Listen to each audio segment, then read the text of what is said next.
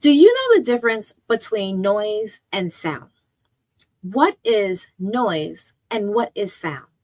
I'm Dr. D, and this is your message of the day. I want to talk to you about the difference between noise and sound, particularly when you're going through a grief season. I often tell my family that we have to learn how to avoid the distractions. How do you avoid distractions if you don't know what they are? So, we're going to talk just for a few minutes today about the difference between noise and sound in seasons of grief and loss. Because, one thing that happens, and we have this false narrative that when we're grieving, we think the world gets quieter, that the world is grieving with us. Our community may be grieving with us, our close friends and family may be grieving with us, but not the whole world.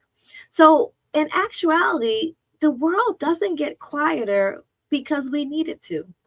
Sometimes the world gets louder, and those are the things that we need to learn how to move out of our way. Another thing grief teaches us is that not everything we hear is meant to guide us.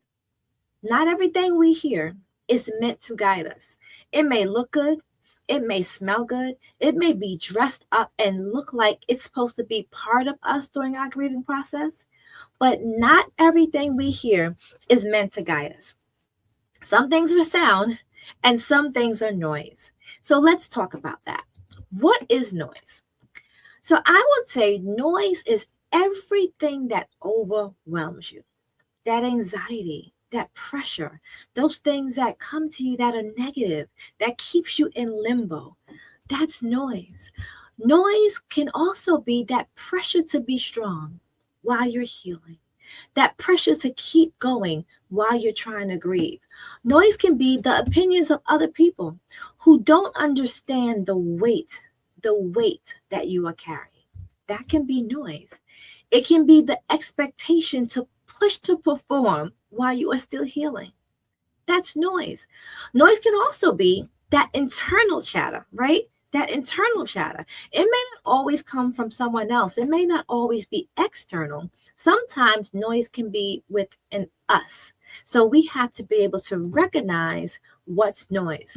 That noise that says, I'm failing. I should be further along in my grieving process than I am. That's noise. Noise distracts. Noise confuses. Noise confuses. Chaos. That's noise. Noise drains your capacity and clouds your decisions. That is noise. Sound, on the other hand, sound can be calm. For me as a believer, sound is the voice of God letting me know that I am being held through my process. That is sound. Sound is the wisdom that arises once the emotional storm settles. When we're going through a grief journey and one that's new, a lot of times it starts by having a really emotional process. So when sound comes in, it's once that emotional storm settles. That sound. You can even see the difference on my face when I'm talking about noise and sound. Sound can be that stillness, that clarity that helps us to make the next right step.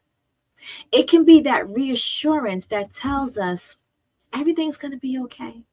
That healing is not weakness, it's wisdom.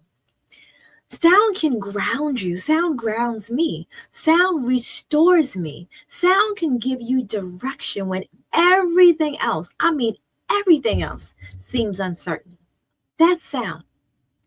So, one thing that I want us to know and walk away with today, that in grief, your work is not to silence everything. You can't possibly do that. But what you can do is you can discern what needs your attention and what does not. What is sound and what is noise. Noise keeps you stuck. It keeps you bound. Sound moves you forward. It keeps you going the correct way, not the wrong way. Noise amplifies that four-letter word, fear. Remember that? False evidence appearing real.